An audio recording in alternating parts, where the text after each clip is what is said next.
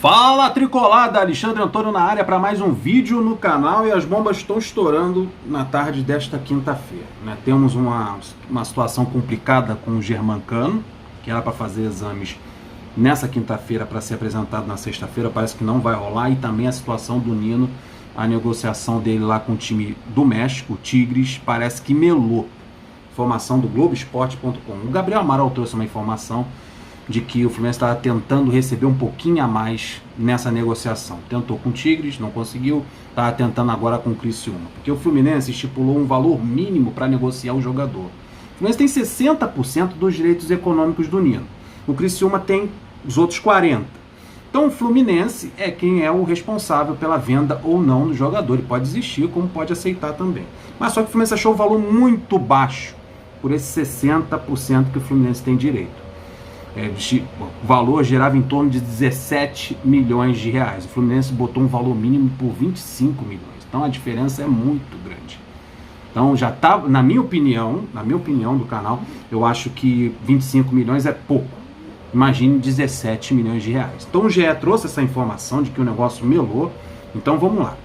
Dono de 60% do zagueiro Nino, o Fluminense queria ficar com cerca de 25 milhões da operação. Como eu falei, foi o valor mínimo estipulado. Nino não vai mais para o Tigres do México.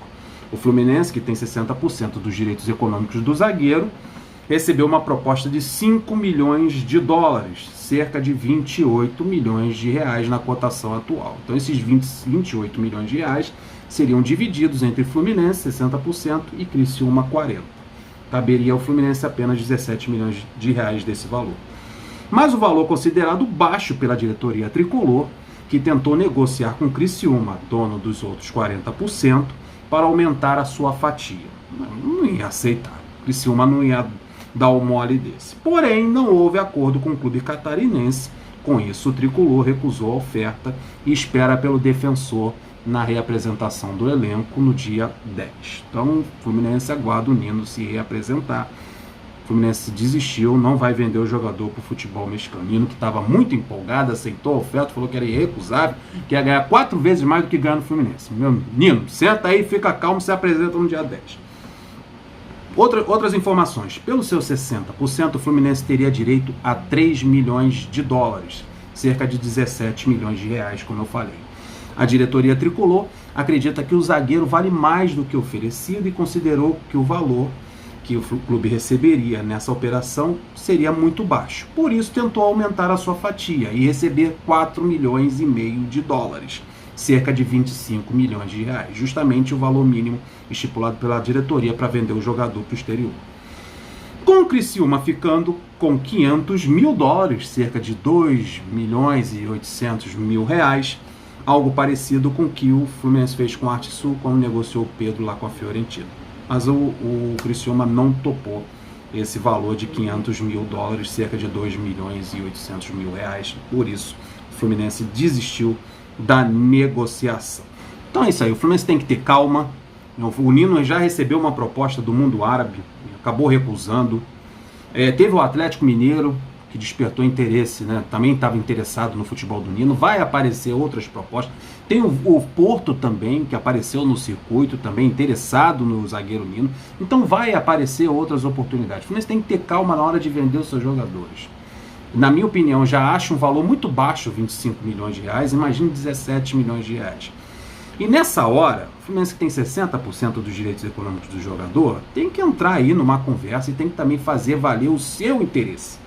Não é o jogador chegar, eu quero ir para o México, lá a oferta é maravilhosa. Não é assim. O Fluminense teve um investimento nesse jogador. Se o jogador chegou a uma Olimpíada, chegou a ganhar uma medalha de ouro, o Fluminense também teve a sua grande participação nisso aí, quando trouxe ele lá do Criciúma, que ele não era ninguém, e botou ele vestindo a camisa do Fluminense. Botou ele numa vitrine, botou ele num grande clube e chegou à seleção brasileira. Então não é assim. Camarada sair de qualquer maneira e o Fluminense recebendo migalhas. Um jogador tão importante, titular, não é qualquer jogador, um jogador titular da equipe tricolor. Calma aí, Nino. E outra coisa que eu estava até me esquecendo de mencionar, o Saudações Tricolores trouxe a informação de que o Fluminense, primeiro quem trouxe essa informação foi o Gabriel Amaral, né? O Gabriel Amaral trouxe a informação que o Fluminense estava procurando um zagueiro no exterior para repor caso o Nino saia. O Nino não vai sair pelo visto. Mas o Fluminense já tinha um jogador em vista. Daí o Saudações Tricolores hoje, no final da tarde, trouxe a informação de quem seria esse zagueiro que atuou com o Abel em 2020 no Internacional. O nome desse zagueiro é Lucas Ribeiro, jovem zagueiro de 22 anos de idade. Ele tem 1,90 m, foi jogador feito pelo Vitória da Bahia. Do Vitória ele foi para o Hoffenheim da Alemanha.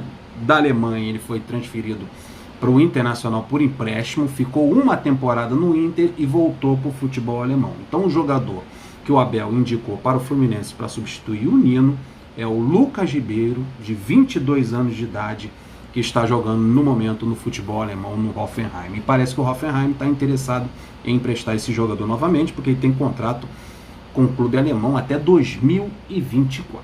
Então não está tendo espaço na equipe alemã, e a equipe alemã quer colocar ele num clube como vitrine para valorizar esse jogador. Conheço pouco aí do baiano Lucas Ribeiro, apenas 22 anos de idade, atuou pouco aqui no futebol brasileiro. É uma indicação do Abel, mas pelo visto o Nino vai ficar, e eu acho essa situação do Nino ficar bem mais interessante. E agora o Germancano? Vamos mudar de assunto agora, vamos falar do Germancano. Ele tinha que se apresentar hoje no Fluminense para fazer exames e na sexta-feira assinar contrato, fazer videozinho e tirar foto. Mas o que aconteceu com o Germancano aí que deixou a gente preocupado?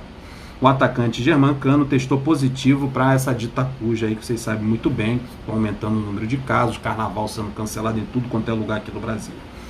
E terá de realizar quarentena antes de se apresentar ao CT do Fluminense para assinar o contrato. Então, uns 15 dias aí de quarentena para o Germancano. Cano tinha previsão para desembarcar no Rio de Janeiro nesta quinta-feira, mas com teste positivo, a tendência é que a chegada seja feita após o dia 10 de janeiro. O Fluminense se apresenta dia 10 de janeiro. Então, lá para o dia 15, o Germancano se apresenta.